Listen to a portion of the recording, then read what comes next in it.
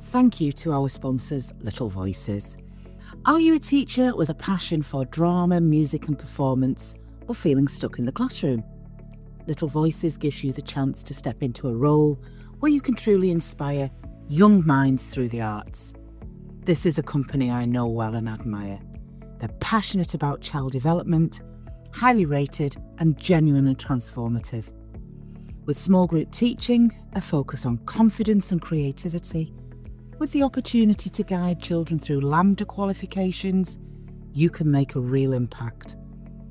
Plus, with the support of a nationwide franchise network behind you, you can run your own successful business, doing what you love while teaching in a way that truly fits your life.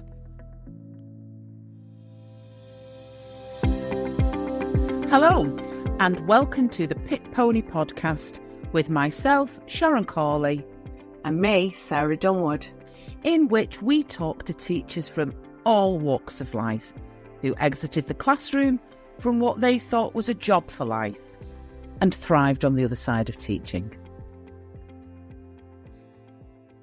Hello, lovely listeners, and welcome to another episode of the Pit Pony Podcast.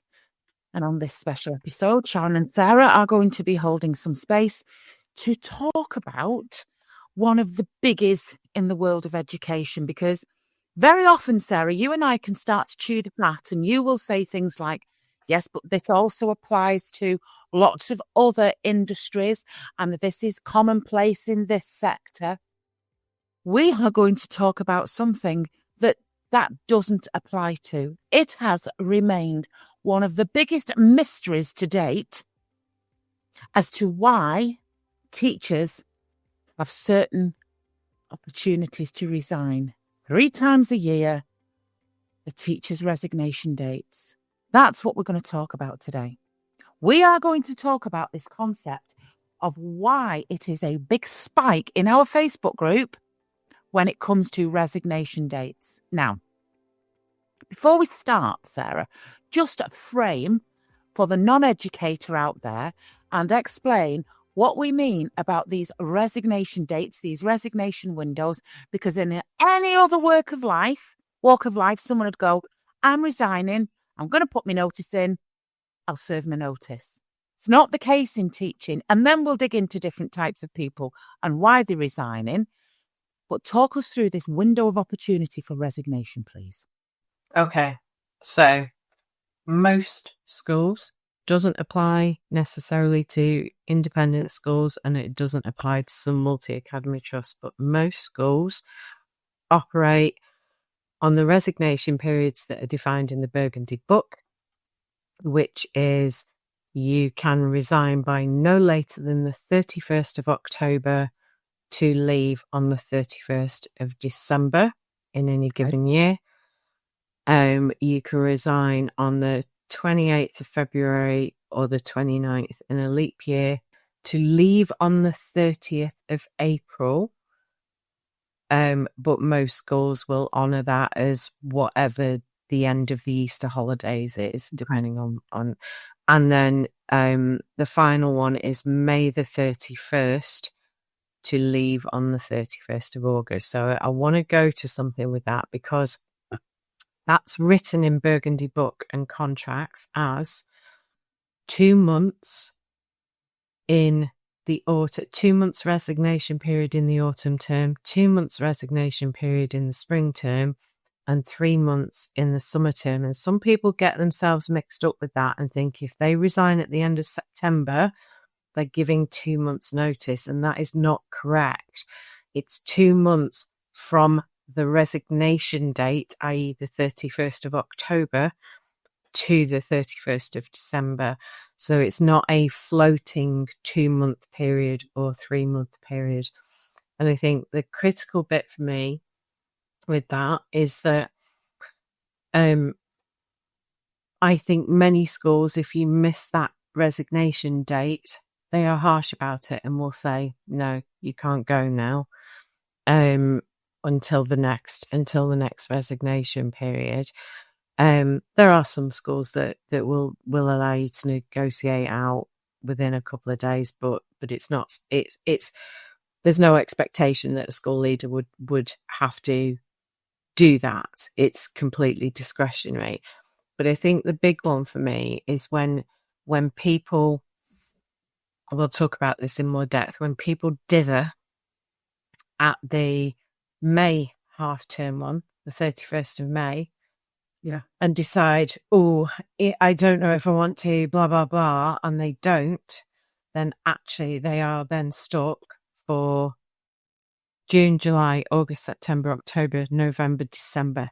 It's a 7-month period then is the next time that they can exit the school legitimately without that discretion having to be applied and being released or whatever, which is extraordinary.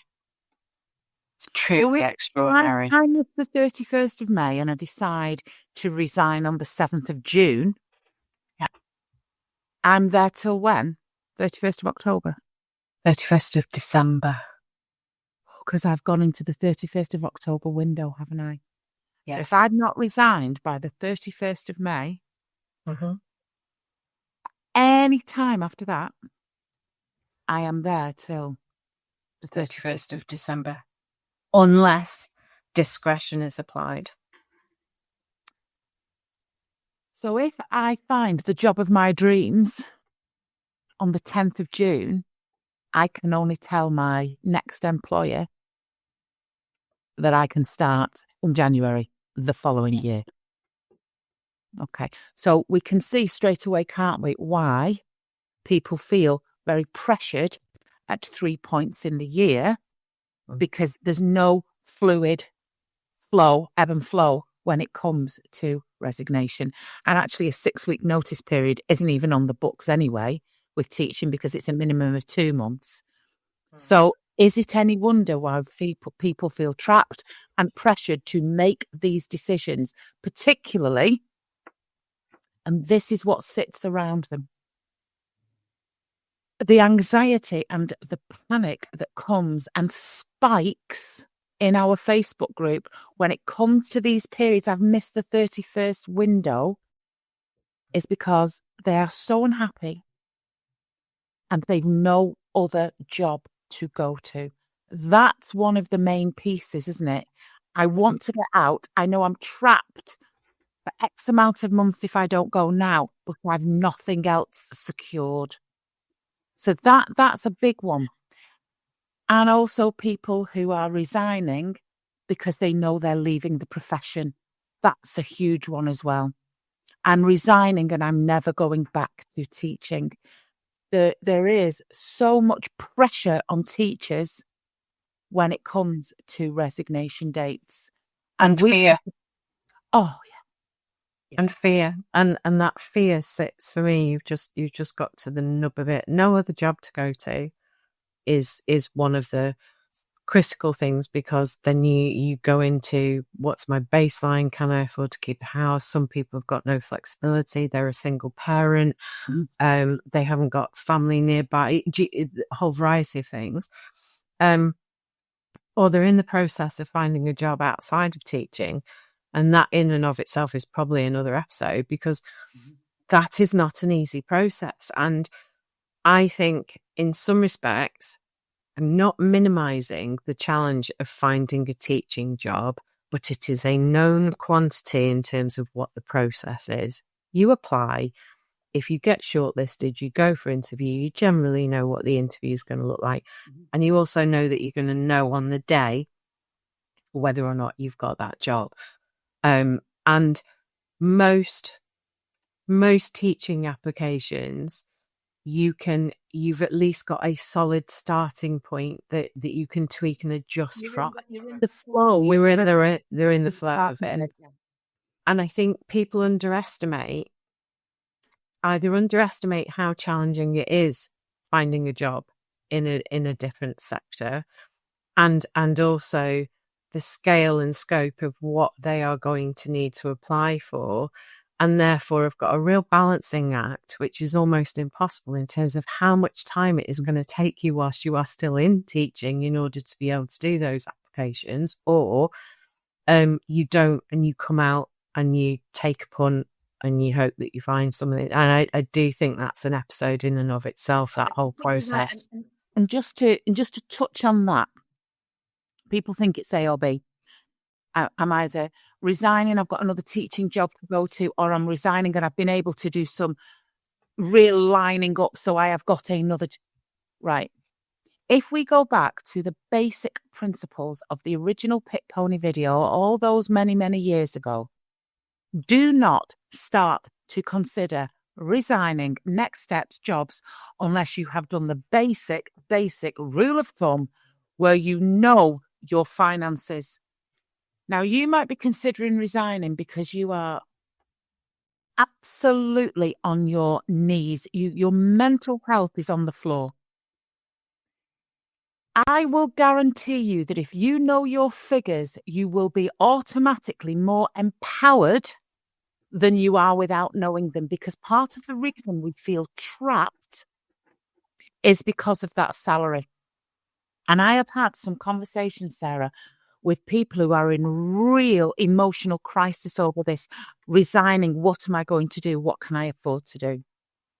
And I still, after all this time, do the basic principles with them. Don't get on a phone call with me until you can tell me exactly what you need to keep a roof over your head. And then, what are you actually earning? That's another piece I do with people. What are you earning? Well, I'm there for 4 days a week. Right. And what are you bringing home? I'm bringing home £1,800 a month. Okay. Right. Let's break that down over four weeks. So it might be what? 450. It's the £110 a day. Right. £110 a day. So it's £450 a week. So if you stick with that 450, but I don't work on a Friday, you see, I don't work on a Friday. And then I start to push back again.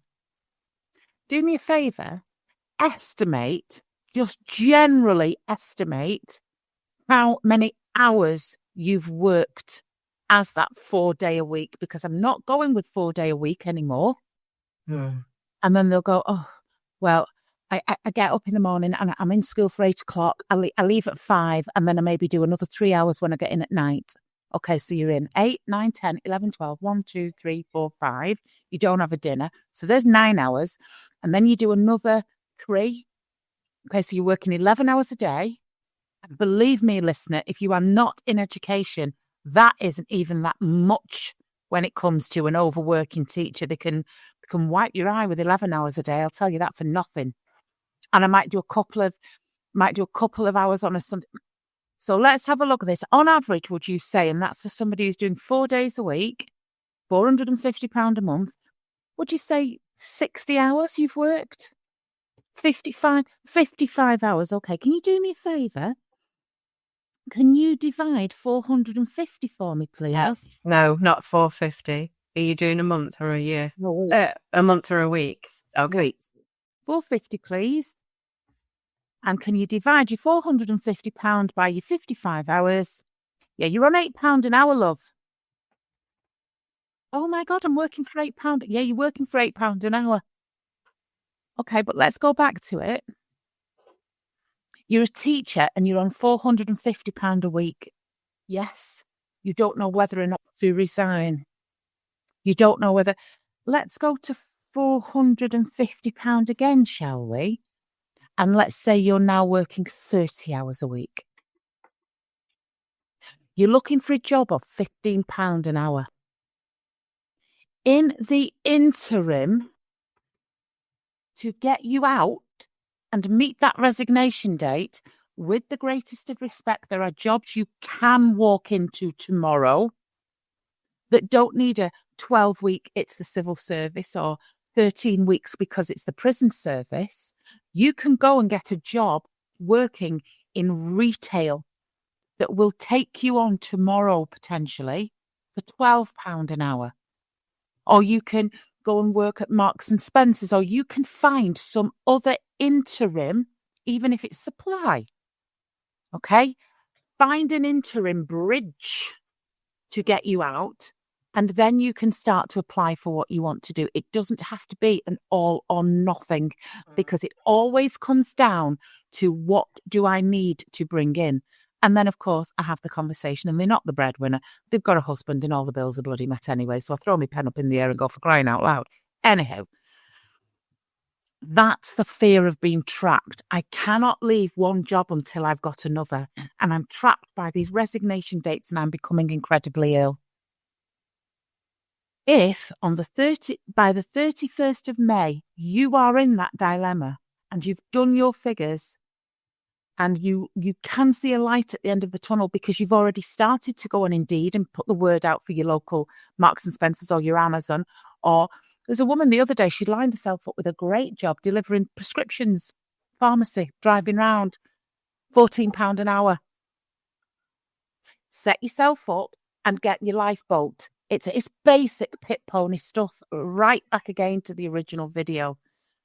Because I think isn't this though to do with the fact that excuse me, as teachers we go into a job thinking it's the job for life.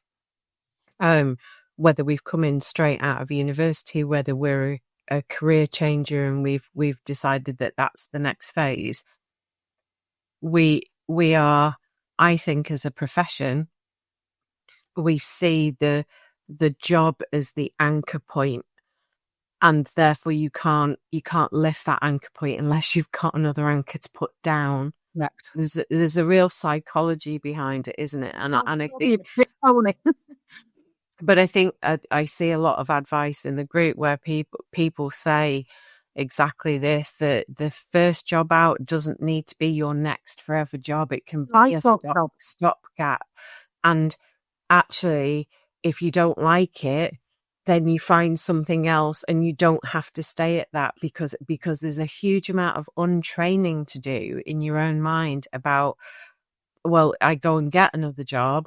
Well, it's not for me. I've given it a couple of months, but do I resign? Yes, because I'll tell you from now, the younger generations they're out. They just go. I'm done. I've done my notice. I'm off. This is not for me. In many ways, what we're doing is we're conflating two things. We're calling it a job. I'm going to resign from my job. I'm going to resign from a role. Actually, they think they're resigning from their profession. They're resigning forever. And I know, like, friends of mine who've got kids, and they hop in between marketing agencies.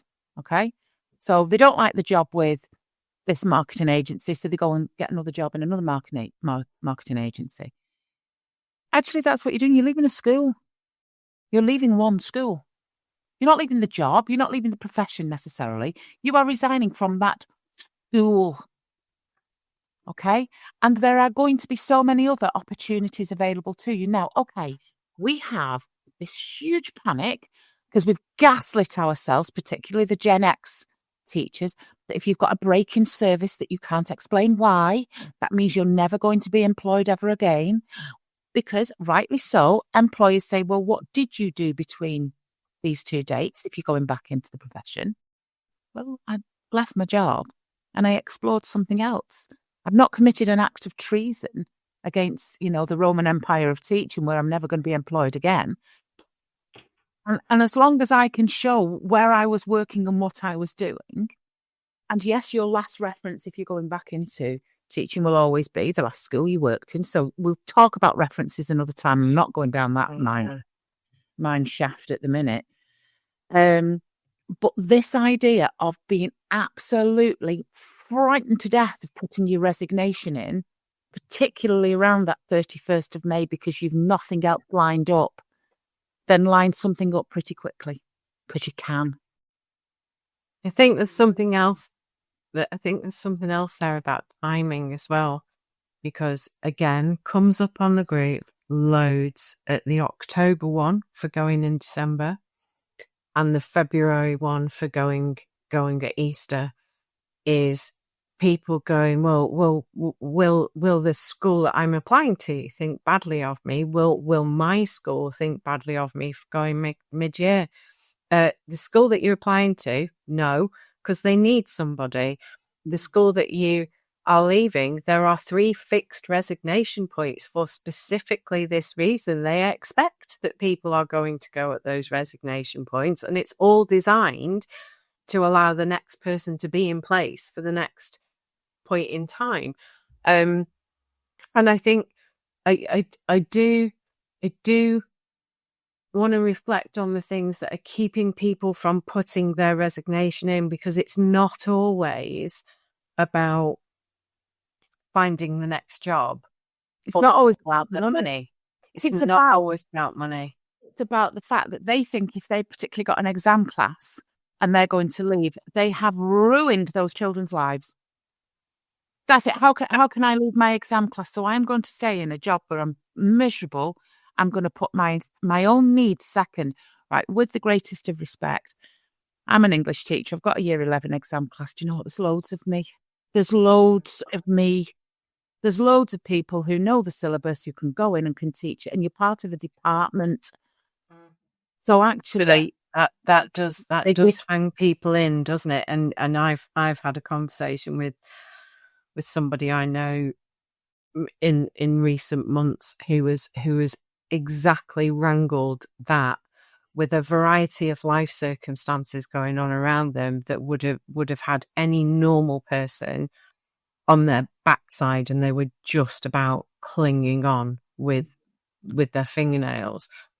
And it was all about, well, I'm letting the kids down. I've got exam groups. I've got this. I've got that. We're signed off with stress, very, very legitimately and genuinely. And we're still doing work and sending into the school. And it did come down to a few of us sitting with them and saying, no, pack it in.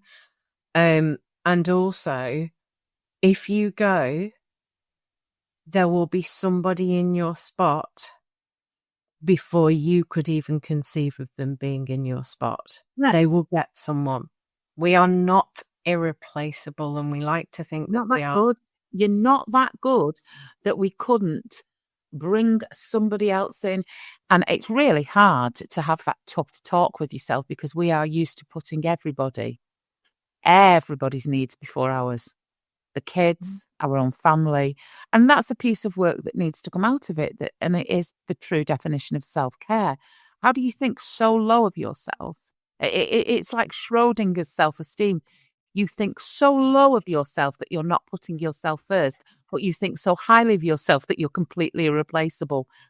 It's all about the language and that's been sat around what we've been taught and what we've been told, even to the point where people are like, how do I resign? Do I send a letter in? What do I put in an email? Now, I always give this advice: never burn your bridges on the way. Because you don't know, on the way up, you might need them again on the way down. You are basically putting in a factual, please accept my resignation as of this date from this establishment. Thank you. And I think that's really critical about the dates that you put on your letter, because people have fallen foul of this. You might be leaving on the 19th of December when term ends, but your official resignation date is the 31st of December. Right. If you cut short your own resignation period, there have been instances where schools have gone, okay, well, thank you. You've gone on the 19th. If that's what your letter said, it will remain in days. Yeah, correct. Absolutely. So, and I think I would signpost to union websites, because all of the unions, whether they're the main ones or the more specialist ones for senior leadership, whatever, they've all got guidance and templates for how to write a resignation letter, and it is short and sweet. It's not the place to air your grievances or anything else. Just keep it factual. Keep it. You will have an exit interview in some cases where you could raise what you wanted to raise. It's entirely the circumstances under which you're resigning. Email them, put it in writing, and that's it. They've not acknowledged my resignation, so have they read it? Yeah, they will have read it. They're just being rude, quite frankly.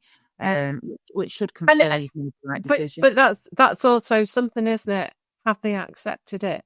They don't have to accept it. You are not a slave. You have submitted your resignation. The only time they can refuse to accept it is if you've, in teaching, for us, if you've missed that. But even then, they're not refusing. They're just saying, well, it's for the next window. So they can't do it. But I think something interesting came up on the group this week where somebody had resigned and then decided they wanted to retract it. All right. Couple of days after the resignation window, and the employer has said, no, you've resigned. And there is, and I think there was a degree of upset about, well, why won't they let me withdraw that resignation? But again, they're under, in the same way as they are obligated to accept your resignation, they're actually under no obligation for you to retract it, because the whole system goes awry there, doesn't it? And what ours just is, and then what sits around it is they've told people, they've told my class, they've written to parents.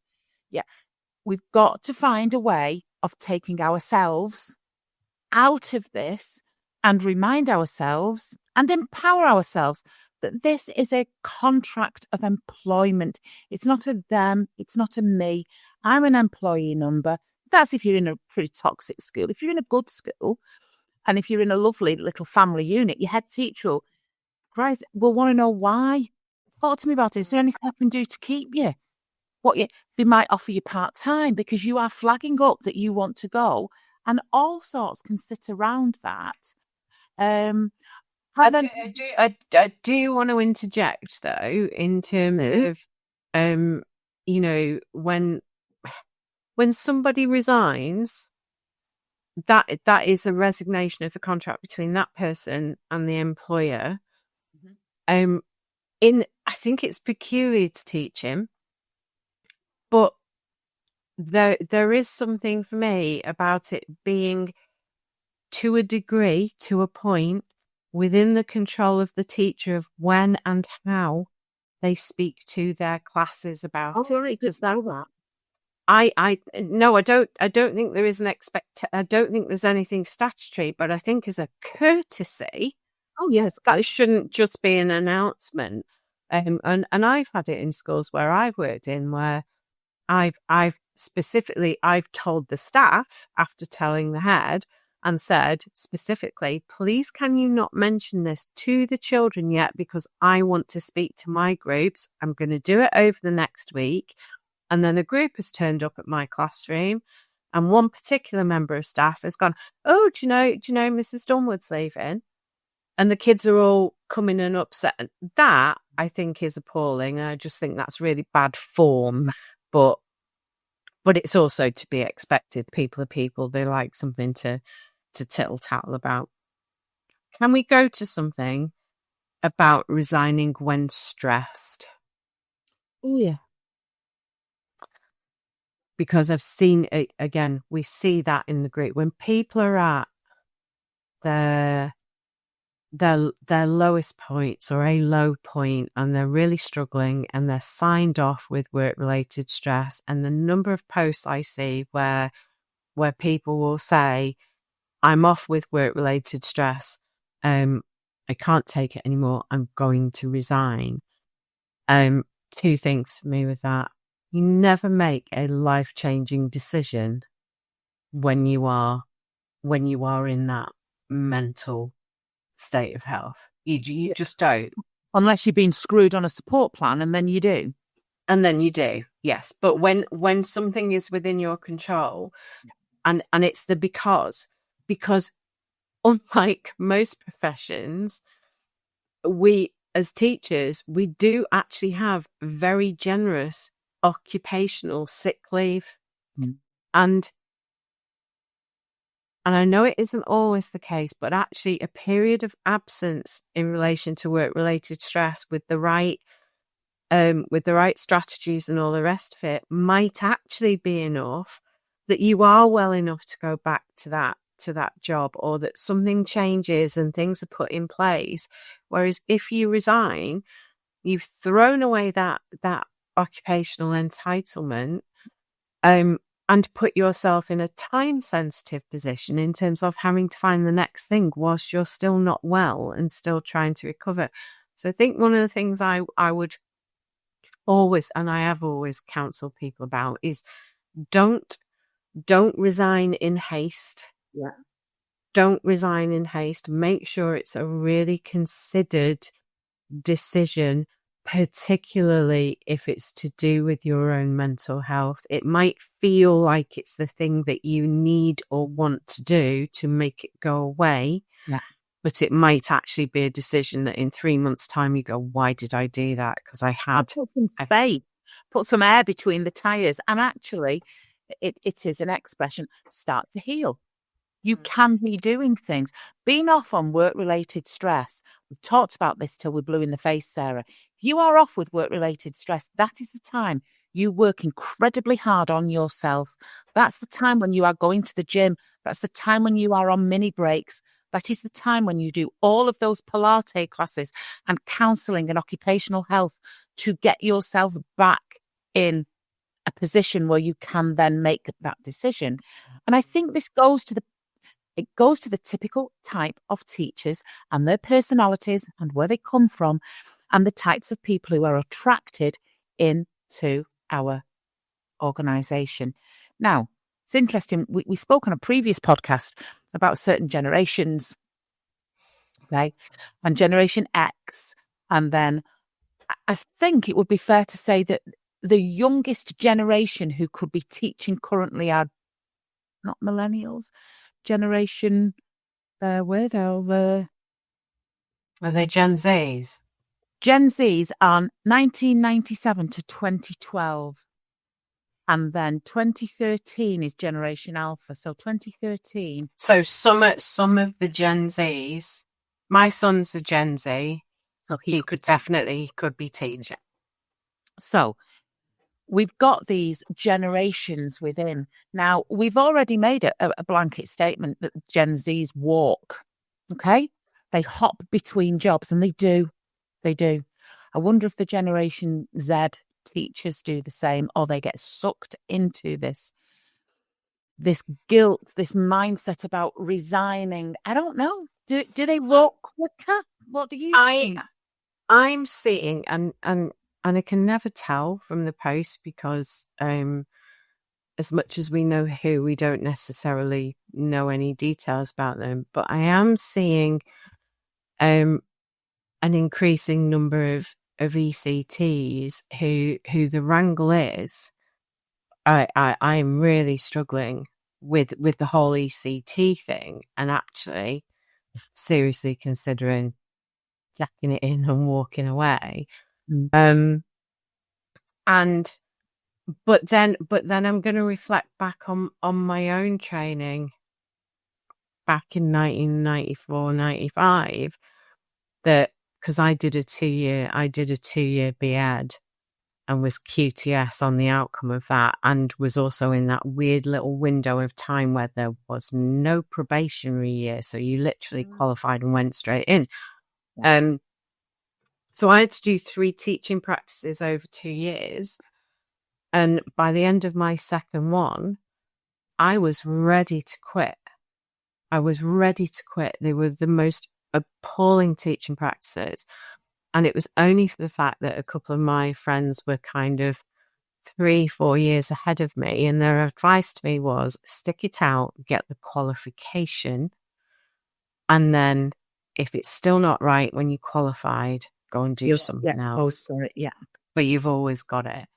And actually then my third teaching practice was amazing. And then the next 23 years and 6 months of my career was the best thing I ever did. So I'm not sure. I know the ECT is much more challenging. I know there's a lot more pressures on. Somebody very close to me has come through that, so I know it. But I also know that there are schools that get that right for their ECTs as well. I don't know. I don't know whether there's a pattern.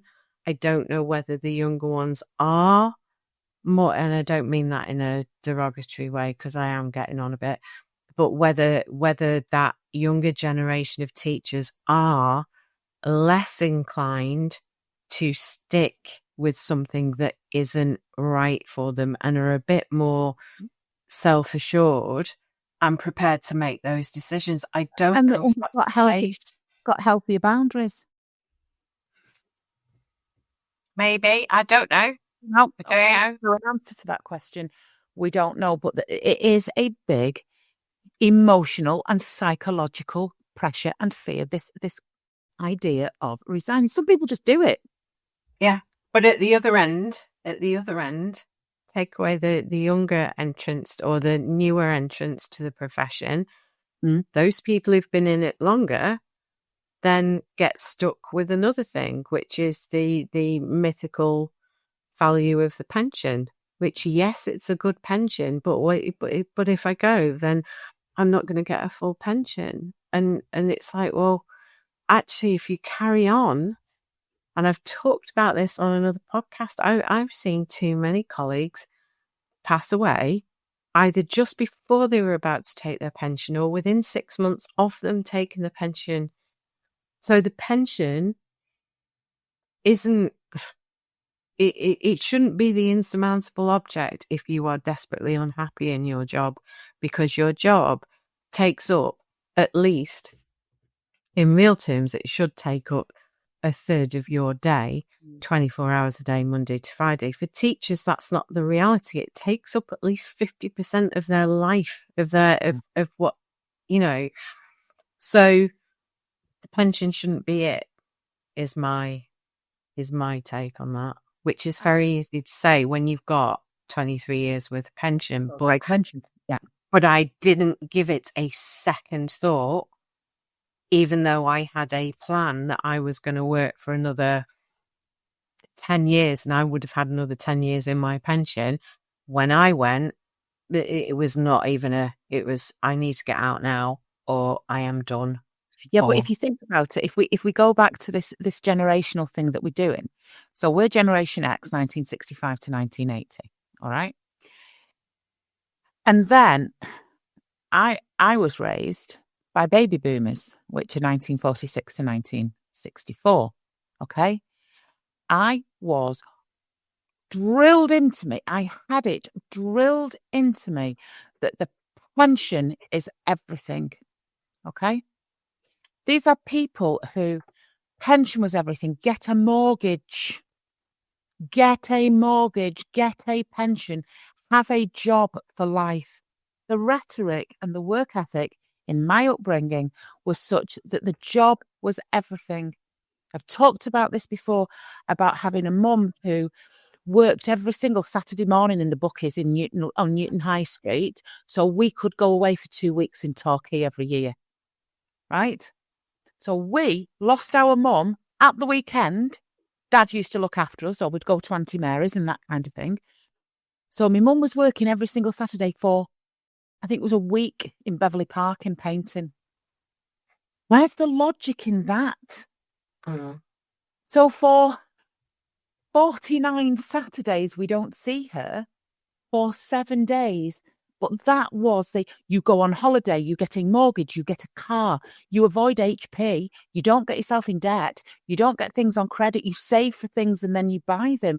We are of that generation. And then if we're not careful, we're passing it down to our children, which is why leaving everything we've been told is the most sensible and the most safe and secure thing you're doing sits you in this reality. I am putting the people I love the most at risk, which is my family, by resigning from this job. And I am going against the advice of my parents, who I equally love.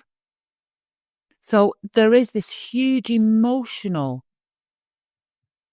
guilt and fear and shame that sits with you suddenly going, I can't do this anymore, which must mean I can't cope. Therefore, I'm weak. I can't keep up with the workload. Therefore, I am lazy.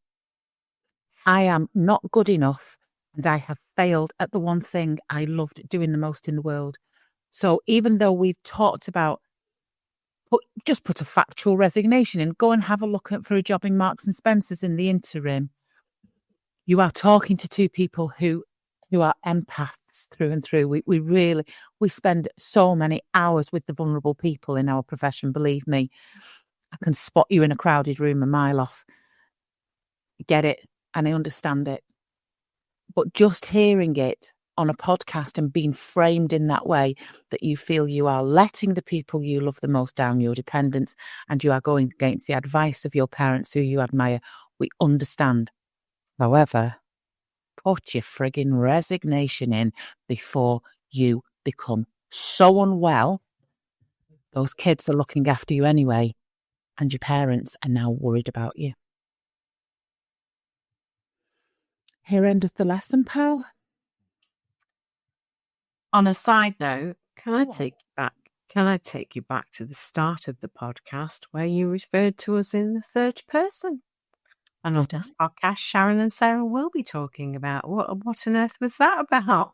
Well, you know where that's come from, don't you? When we were in the car yesterday and Ellie referred to herself in the third person. Oh my goodness, yes. What did she say? "Hi, Mum, you all right?" I said, "Yeah, what are you doing?" Ellie is deciding what she wants for her tea. Good.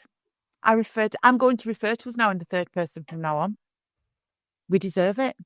Sharon and Sarah will be. I actually only referred to myself in the third. No, you didn't. You said both of us. We've earned it. Does it confer some sort of status? Yeah. You go up the grammatical ladder. If you can refer to yourself now in the third person, you've hit the big time. I think I might try and confuse Lord Dunwood with that this evening. There with tea, please. 100%. Can you imagine? I go back downstairs to it, and he'll do exactly. You're right, love. Yes, Sarah would like a cup of tea, please. He'll go and lock himself in the garage. I think I do that. I think when I'm because obviously I've got a master's degree in passive aggressiveness with my kids. You know, I'm advanced skills level. Is everything all right? No, your mum's very annoyed. Yeah, I think I do third person with the kids. So I should. We're very important people, Sarah. Very important people, because fundamentally we sit at the helm of a Facebook group of how many? 177,000, I think it hit this weekend. 177,000 hours and hours and hours of support and moderating and keeping that group safe and keeping our gang safe. So yes, I think we're going to toot our own trumpet because our self-esteem is sorted. Yeah, third person it is from now on. I can't sustain it. I can't either. Who do we think we are? 100%. But no, I think that was a good one. Good one. And I think that's what we're going to do. We'll pit hot topics that keep coming up and coming up and coming up in the group. Suspension's one. Resignation. Pay progression something that comes up quite a lot. Yeah, but I'll have a think about it. Be interesting to get some feedback from listeners. Is there something they want us to talk about? But yeah, I do think I'm scouring the group, and I do think the podcast is a beautiful platform to educate as well as give other people's good kind of experiences. So maybe a little bit more of me and you. I was going to say something really inappropriate then. Chatting, on a Sunday afternoon. No, don't say it. Don't say it. No, don't say it. Don't say it. I don't want Mike to have to bleep. But yeah, there are things that comes. There are things we're gonna. I know we've got a big meeting coming up. I think we've got 100 members on a call with us to get the Silence by Support campaign up and running. So there will be that kind of stuff that's going on. We've got ideas for events that we want to run and we want to put on next year. Probably one of the biggest educational events in the world we might do. I don't know. Back of the envelope planning. It might not be the world, but be record breaking. I can assure you. We'll get Roy Castle and the Guinness Book of Records over in Norris McWhirter. Count the heads in the room. That's a Gen X reference, if ever I heard one. Record breakers. That was Friday. Was it Friday afternoon? Anyway, yeah. Before Crackerjack. Before Crackerjack, which I never liked. Never liked Crackerjack. Didn't like it for some reason. Wasn't my big thing. Right, okay, off skit. Our Ellie's messaging. Obviously, she's passed a driving test now, hasn't she? So I am not needed. But she's, I've put her onto the Netflix. Have you seen the Ashley Madison Netflix? No. Oh, no. It's brilliant. You know what Ashley Madison is, don't you? No. So Ashley Madison was a website that you signed up to cheat on your spouse with. Do you remember? You signed up to an Ashley Madison. It was like a dating site and you cheated on your spouse and they hacked the database of all the members. We might have to go and watch that. Honestly, Sarah, it's brilliant. And Ellie's been messaging me all the way through this podcast because she's getting to certain points. Okay. Oh, wow. So, yeah. So let's not forget that we've just done a podcast and bring it to a proper end instead of us rambling. Right, okay. Thank you, listeners. Sharon and Sarah have enjoyed your company this afternoon. And Sharon and Sarah will be back with you with a fabulous episode of the Pit Pony podcast in the forthcoming weeks. With love from Sharon and Sarah. Right, mate, I'll see you on the other side. Ah. Thanks for staying with us during another great episode of the Pit Pony podcast. And on behalf of myself, Sarah Dunwood, Mike Roberts at Making Digital Real, we wish you all the very best and we'll see you soon.